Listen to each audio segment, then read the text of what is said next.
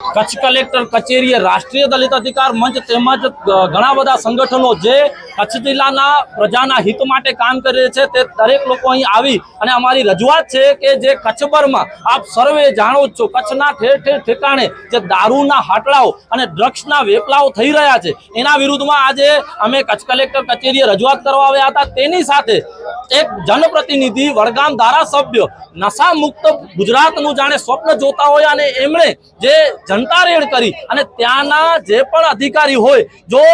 સ્કૂલની બારે દારૂ અને ડ્રગ્સનું વેચાણ થતું હોય અને ત્યાંનો પોલીસ કર્મચારી જો એના ઉપર કોઈ કામ ન કરતું હોય તો તેને કીધું હતું કે જો તમે આ કામગીરી નહીં કરો તો ચોક્કસપણે તમારા પટ્ટા ઉતરી જશે। તો પટ્ટા ઉતારવાની વાત ભ્રષ્ટ અધિકારીની છે, ના કે કોઈ પણ અન્ય પોલીસ કર્મીઓની। કારણ કે અમે ચોક્કસ કહીએ છીએ ગુજરાત પોલીસ માટે સન્માન છે અને સલામ છે, કારણ કે એવા ઘણા અધિકારીઓ છે જે એક પણ પાઈ ભ્રષ્ટાચારની નથી સ્વીકારતા, પણ આ જે ભ્રષ્ટાચાર રૂપી જે પોલીસ ભ્રષ્ટ અધિકારી તેમના વિરુદ્ધ પટ્ટા ઉતારવાની વાત કરી, પણ જાણે એક રાજકીય ઈશારે અને રાજકીય ષડયંત્ર રચી અને જિગ્નેશ મેવાણીની છબી કરવા માટે ઉપરથી એમના આકાઓએ એક ઈશારો કર્યો અને બુટલેગરોનો સહારો લઈ અને પોલીસ પરિવારને જે રોડ રસ્તા ઉપર ઉતરવાનું જે એક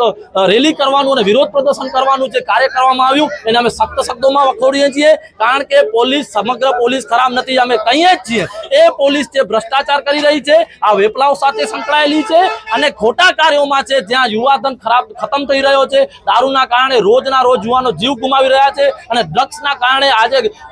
ઉડતા પંજાબની જેમ ઉડતા ગુજરાતની પરિસ્થિતિ થઈ છે। માટે આવા એક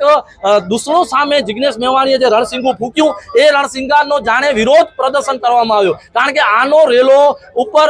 શીર્ષ નેતૃત્વ સુધી પહોંચ્યો છે। સરકાર ચોક્કસ ખડબડી છે, કારણ કે દારૂ પોલીસ કર્મચારી હપ્તો નથી લેતો, એ છેક ત્યાં એમના આકાવ સુધી પહોંચે છે। તો ચોક્કસ આજે અમે